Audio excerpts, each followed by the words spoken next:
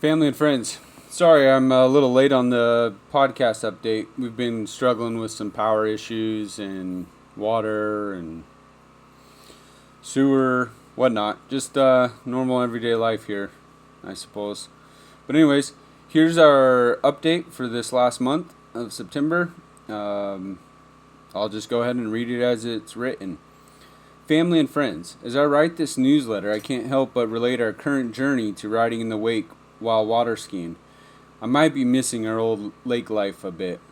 Riding in the wake is what we would do. Tuck in behind the boat, throttle down, and hold on. We would do this to get across the rough parts of the lake, and then resume carving when we were in a bay. Riding in the wake is not smooth, but it's the best place to be when the water is choppy, and especially when you're just going to another spot. That's how it is now. We feel like God is pulling us forward, and we're just along for the ride. Since this mission/endeavor began here in Guatemala, it has felt like God has been pulling us along, leading us and guiding us. We are simply hanging on, accomplishing things only because He is ahead, knocking down much of the chop. I remember doing the Experiencing God study during my undergrad.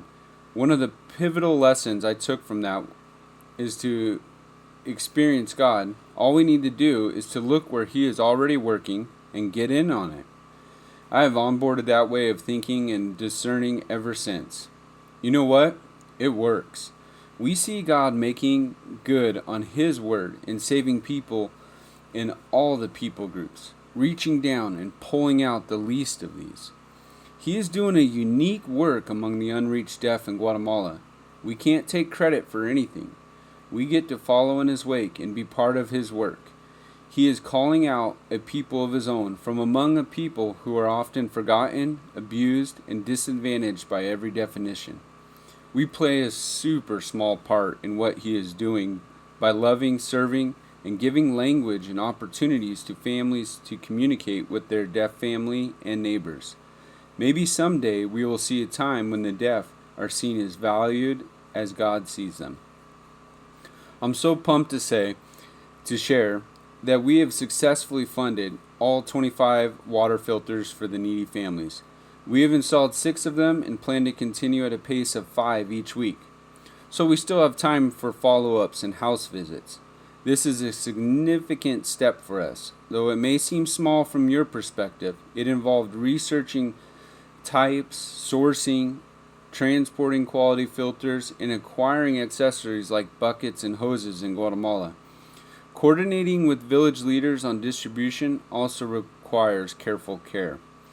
Thanks to your generosity, we can provide clean drinking water to families lacking this basic necessity. This project is opening doors and building stronger relationships within the community. Thank you. I know someday I will look back at this and laugh at how small of a step it is, but it's a big deal right now. The entire initiative seems to be working, and we're getting good feedback, and they are using them. A side note, I've heard that drinking water is a significant issue right now because of the flooding and the storms in the U.S. I highly recommend this Sawyer system if anybody needs some contacts for the filters. It would work great in natural disaster areas. We are joining you in prayer and praying for those affected. This month has been busy as we dive into our weekly activities. By the grace of God, there is some resemblance of a routine developing. We have dedicated Fridays and Saturdays to Mountain Days. Along with our board, we sense that this time is focused on getting the house situated, building into the infrastructure of the mission. Along with having a secure home, the entire point behind the work is to make it more suited for visitors. It just so happens we do not have any visitors or significant events planned until December. To us, it's just another way that we are in the wake of God. He is even clearing our schedules when we have a lot going on. Regarding the work in the mountains, we currently have 2 formal classes going. The first is in Ayarsa, which has a small grocery market and 2 gas stations, so it's more of a town. That class is held in the school district headquarters building. I'm really excited to support the Ayarsa community. There's so much opportunity there.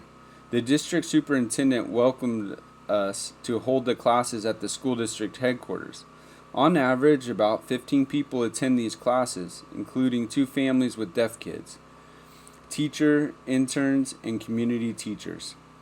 The other class is in the village of El Jardín, where we hold classes in the public school on Saturday when the building is free.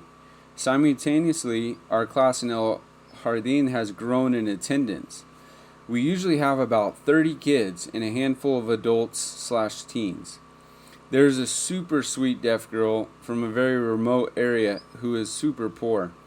I'm not even sure if any of the siblings go to school. She was super faithful in class and then just stopped. While doing house visits and visiting this family, I learned how hard it was when there were so many kids. They're not used to that at all. So we offered to teach in a house of a warm and welcoming family with whom we've built a relationship with, that is also very welcoming of the shy girl. There usually ends up being about 10 people there. So I guess we have 3 classes going on. While sign language teaching remains one of our main avenues of ministry, we are also committed to evangelism and discipleship through partnership with local churches. Recently, a pastor friend from El Jardín visited me in El Progreso. His generosity in traveling a far way reflects the spirit of his community. He was down here on his motorcycle to sell some corn he grew. He just wanted to bring us some corn. The generosity is incredibly humbling. One encounter with the deaf family in El Jardín was particularly humbling. As we left, they rushed after us with a bunch of bananas to share. This incredible kindness the people express is overwhelming. As far as the family goes, the boys are back in school after enjoying their summer break. It was short because we wanted them to be free during teams and to help host visitors. Hopefully. Hint, hint. Their schedules are full. We have added formal Spanish lessons to their curriculum alongside music and karate, which has unexpectedly become a fun activity for them. It's a joy to see them socialize with others their age.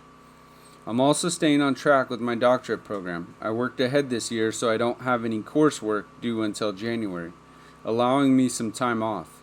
I'm grateful for the chance to catch up and refresh before diving back in. It has freed me up for the house project. Progress is moving very slow for our house, mainly because the primary access is closed.